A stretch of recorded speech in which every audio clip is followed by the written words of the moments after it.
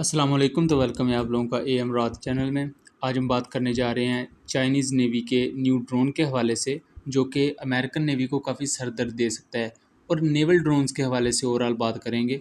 ये जो new drone है ये पाकिस्तान के लिए भी काफ़ी अहम साबित हो सकता है, पाकिस्तान नेवी के मुस्तकबिल के लिए, क्योंकि हमने इंडियन सबमरीन्स को भी काउंटर करना है मुस्तकबिल। लेकिन वीडियो में आगे बढ़ने से पहले आप चैनल को सब्सक्राइब कर लें एंड हमारी वीडियोज़ को शेयर कीजिएगा।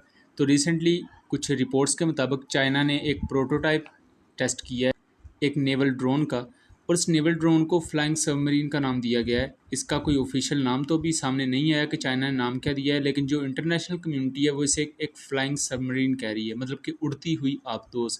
आबदोज का आप जानते हैं कि काम होता है छुपकर दुश्मन पर हमला करना।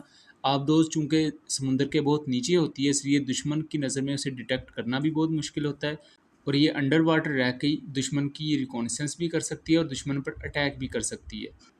इस ड्रोन के बारे में चाइनीज़ ऑफिशियल्स का कहना है कि ये ड्रोन पेनिट्रेट कर सकता है एयरक्राफ्ट कैरियर के एयर डिफेंस सिस्टम्स को, जिससे ये बात जाहिर होती है कि इसमें बुनियादी तौर पर चाइना इलेक्ट्रॉनिक वॉरफेयर कैपेबिलिटीज़ रखेगा।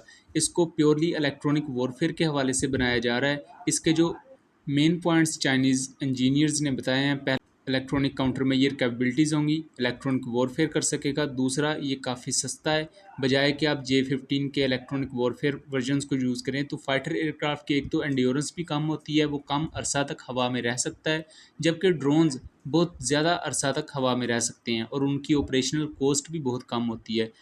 दूसरा, इसे चाइना इसलिए डेवलप कर रहा है ताकि यूएस के एयरक्राफ्ट करियर और यूएस की दूसरी डिस्ट्रॉयर्स और नेवल शिप्स जो कि ईस्ट चाइना सी के इलाकों में या पैसिफिक ओशन के इलाकों में मौजूद होती हैं, उन्हें काउंटर किया जा सके। इस ड्रोन की developer eastern China research team है, और उनका ये दावा भी है कि ये अंडर वाटर माइंस को भी डिटेक्ट कर सकता है। ये अंडर वाटर माइंस सबमरीन के ज़रिए भी लगाई जा सकती हैं, और ना सिर्फ ये अंडर वाटर माइंस को बल्कि डेप्थ चार्जेस बुनियादी तौर पर समुंदर में गिराए जाते हैं ताकि दुश्मन की सबमरीन्स का पता लगाया जा सके, या अंडर वाटर जो दुश्मन की डिप्लॉयमेंट है उसको देखा जा सके। ये उन डेप्थ चार्जेस को भी इवन डिटेक्ट कर सकता है ये ड्रोन।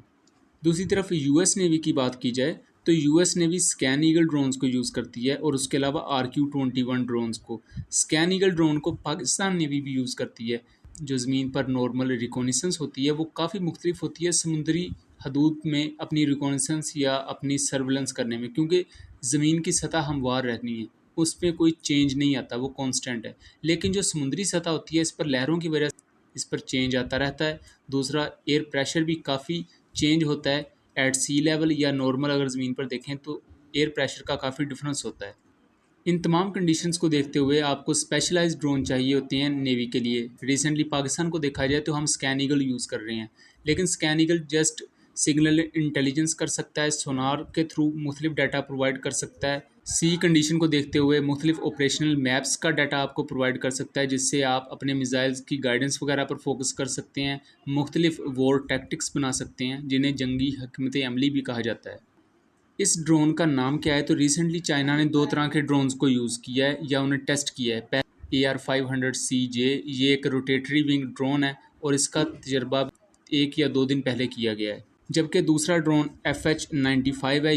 ये प्योरली इलेक्ट्रॉनिक वॉरफेयर ड्रोन है, और इसे बुनियादी तौर पर चाइना ने स्वाम वॉरफेयर को मद्देनज़र रखते हुए बनाया है। स्वाम वॉरफेयर ऐसी वॉरफेयर होती है जिसमें एक ही वक्त में फाइटर एयरक्राफ्ट भी मैदान में होते हैं, आपके टैंक्स भी मैदान में होते हैं, आपके एयर डिफेंस सिस्टम्स भी एक्टिव होते हैं, जिसे हम प्योरली जंगी माहौल कहते हैं। ये उसे देखते हुए बनाया गया है, और इसका काम इलेक्ट्रॉनिक वॉरफेयर करना और इलेक्ट्रॉनिक काउंटर मेजर सिस्टम्स को यूज़ करते हुए अपने जहाज़ों को दुश्मन के इलेक्ट्रॉनिक वॉरफेयर अटैक से बचाना, और दुश्मन के रेडार्स वगैरह और उनके मुख्तलिफ जो यूनिट्स हैं, इलेक्ट्रॉनिक यूनिट्स, उन डिस्टर्ब करना है। बहुत से एनालिस्ट का इस वक्त कहना है कि FH-95 ड्रोन ही बुनियादी तौर पर चाइना का न्यू नेवल ड्रोन है, लेकिन मेरा ख्याल है कि ना तो ये AR-500CJ ड्रोन है और ना ही ये FH-95 ड्रोन है, बल्कि ये कोई तीसरा ड्रोन हो सकता है जिसको प्योरली नेवल मिशंस को मद्देनज़र रखते हुए चाइना ने बनाया है।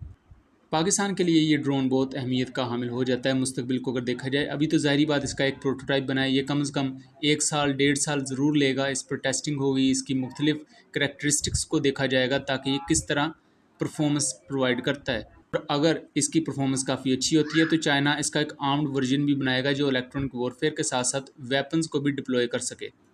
पाकिस्तान नेवी के लिए इस वक्त एक बड़ा ख़तरा इंडियन सबमरीन्स भी हैं। इंडिया के पास न्यूक्लियर सबमरीन्स और नॉर्मल डीजल इलेक्ट्रिक सबमरीन्स मौजूद है, जिनमें अरिहंत क्लास और स्कॉर्पियन क्लास सबमरीन्स सर फहरिस्त हैं। Normally Pakistan scan eagle drones को तो यूज़ करता ही है, उसके अलावा पाकिस्तान अपने एंटी सबमरीन वॉरफेयर एयरक्राफ्ट को यूज़ करता है, जिनके थ्रू डेप्थ चार्जर्स को डिप्लॉय किया जाता है, और इनमें सी किंग हेलीकॉप्टर्स भी काबिल ज़िक्र हैं। लेकिन एक एयरक्राफ्ट को इस काम के लिए इस्तेमाल किया जाना, इसकी ऑपरेशनल कॉस्ट ज़्यादा होती है। ज़ाहिरी बात, पाकिस्तान मुस्तकबिल में भी इन एयरक्राफ्ट को इस्तेमाल करेगा। इनके काम बड़े पैमाने पर आप कह सकते हैं, ये बड़े पैमाने पर ऑपरेशन कर सकते हैं। लेकिन अगर आपको छोटे पैमाने पर सिग्नल इंटेलिजेंस करनी है, छोटे पैमाने पर ऑपरेशनल मैप्स वगैरह के लिए डाटा चाहिए, तो उसके लिए आपको ड्रोन्स बहुत आसानी से ये चीज़ें प्रोवाइड कर सकते हैं। आपको बड़े एयरक्राफ्ट या हेलीकॉप्टर्स उड़ाने की ज़रूरत नहीं पड़ती। और स्कैन ईगल अभी तक अपना काम बहुत अच्छा कर रहा है, उससे पाकिस्तान नेवी को कोई मसला नहीं है। लेकिन मुस्तकबिल के अगर वॉरफेयर को देखा जाए तो हमें इससे ज़्यादा जदीद चीज़ें चाहिए होंगी। चाइना का ये न्यू ड्रोन, जिसमें इलेक्ट्रॉनिक वॉरफेयर कैपेबिलिटीज़ भी हैं, ये मुस्तकबिल में वेपन्स को भी डिप्लॉय कर सकता होगा, और इसे अभी तक फ्लाइंग सबमरीन का नाम दिया गया है। ये ड्रोन पाकिस्तान नेवी के लिए एक अच्छा ऑप्शन है, क्योंकि इंडियन सबमरीन्स का एक ऐसा आपके पास काउंटर होना चाहिए कि आपको उनके आने से पहले ये पता हो कि वो हम पर हमला करने आ रही हैं, ताकि हम अपने डिफेंसिव मेजर्स ले सकें। और अगर किसी सबमरीन को आप पहले डिटेक्ट कर लेते हैं तो फिर उस पर टॉर्पीडो फायर करना बहुत आसान हो जाता है, क्योंकि सबमरीन बहुत ही हल्की स्पीड पर मुसाफत तय करती है। ये बहुत तेज़ नहीं हो सकती, लेकिन इनका जो बड़ा खतरा होता है वो यही होता है कि ये जल्दी डिटेक्ट नहीं होती। जब जल्दी ये पकड़ी नहीं जाती तो ये बहुत ही खतरनाक हमला कर सकती हैं। तो यही थी आज की वीडियो, उम्मीद करता हूँ पसंद आई होगी। मिलेंगे अगली वीडियो में, तब तक के लिए अल्लाह हाफिज़।